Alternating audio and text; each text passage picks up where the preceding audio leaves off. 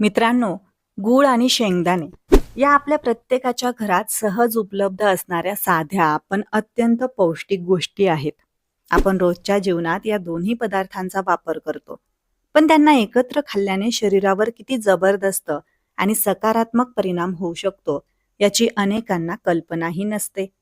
खरं तर या दोन साध्या गोष्टींचा योग्य पद्धतीने आणि नियमित वापर केल्यास तुम्हाला इतके फायदे मिळू शकतात की तुम्ही स्वतःच आश्चर्यचकित व्हाल.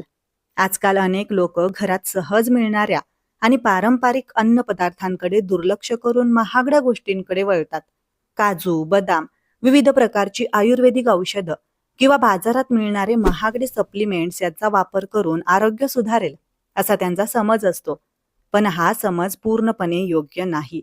कारण आपल्या घरात उपलब्ध असलेल्या नैसर्गिक आणि साध्या गोष्टींमध्येच भरपूर पोषण आणि ताकद दडलेली असते. जर तुम्हाला खरंच निरोगी, तंदुरुस्त आणि मजबूत राहायचं असेल, तर तुमच्या दैनंदिन आहारात घरगुती पदार्थांचा समावेश करणं खूप महत्त्वाचं आहे. विशेष म्हणजे जर तुम्ही दररोज एक ठराविक वेळी गूळ आणि शेंगदाणे एकत्र खाल्ले, तर त्याचे परिणाम तुम्हाला काही दिवसातच जाणवायला लागतील. हाडं कमकुवत होणं, शरीरात अशक्तपणा जाणवणं, डोळ्यांसमोर अंधारी येणं, वजन खूप कमी असणं किंवा उलट खूप जास्त वाढणं, अशा अनेक समस्या आजकाल सामान्य झाल्या आहेत. पण या सर्व समस्यांवर साधा आणि प्रभावी उपाय म्हणून गूळ आणि शेंगदाणे खूप उपयोगी ठरू शकतात. योग्य प्रमाणात आणि योग्य पद्धतीने याचं सेवन केल्यास तुम्ही या समस्या काही महिन्यात मोठ्या प्रमाणात कमी करू शकता. मात्र यासाठी सातत्य खूप महत्वाचं आहे. किमान 6 महिने नियमितपणे गूळ आणि शेंगदाण्याचं सेवन केल्यास तुमच्या शरीरात होणारे बदल तुम्हाला स्वतःच्या डोळ्यांनी स्पष्टपणे दिसू लागतील. तुमची ऊर्जा वाढेल, शरीर अधिक मजबूत वाटेल आणि एकूणच आरोग्यात सुधारणा जाणवेल.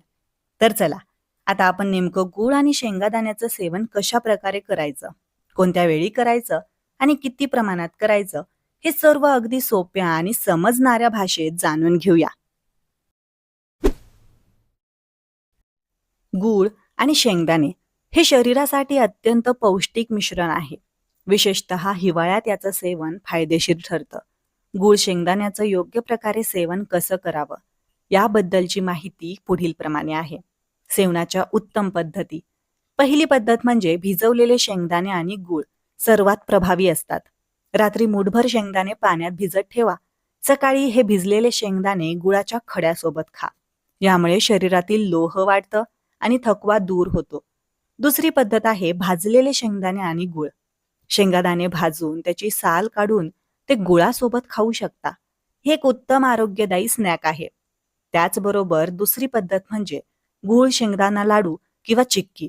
हिवाळ्यात किंवा रोजच्या आहारात तुम्ही शेंगादाण्याचे लाडू किंवा चिक्कीचा समावेश करू शकता. आणि शेवटचं म्हणजे जेवणानंतर. दुपारच्या किंवा रात्रीच्या जेवणानंतर गुळाचा एक छोटा खडा आणि काही भाजलेले शेंगदाणे खाणं पचनासाठी चांगलं असतं. आता मी तुम्हाला सांगते गूळ शेंगादाणे सेवन करण्याची योग्य वेळ आणि प्रमाण. वेळ म्हणलं तर सकाळी रिकाम्या पोटी किंवा दुपारच्या नाश्त्यात याचं सेवन करणं सर्वाधिक योग्य आहे. आणि प्रमाण दररोज केवळ एक मूठभर म्हणजे सुमारे 30 ग्रॅम शेंगदाणे आणि 10 ते 15 ग्रॅम गूळ खाणं पुरेसं आहे. रात्री टाळा. रात्री झोपण्यापूर्वी गूळ शेंगादाणे खाणं टाळावं, कारण यामुळे ऍसिडिटी किंवा पचनाच्या समस्या उद्भवू शकतात. पाणी. हे मिश्रण खाल्ल्यानंतर लगेच पाणी पिणं टाळावं. हे मिश्रण हाडे मजबूत करतं, पचन सुधारतं आणि रक्तातील हिमोग्लोबिन वाढवण्यास मदत करतं.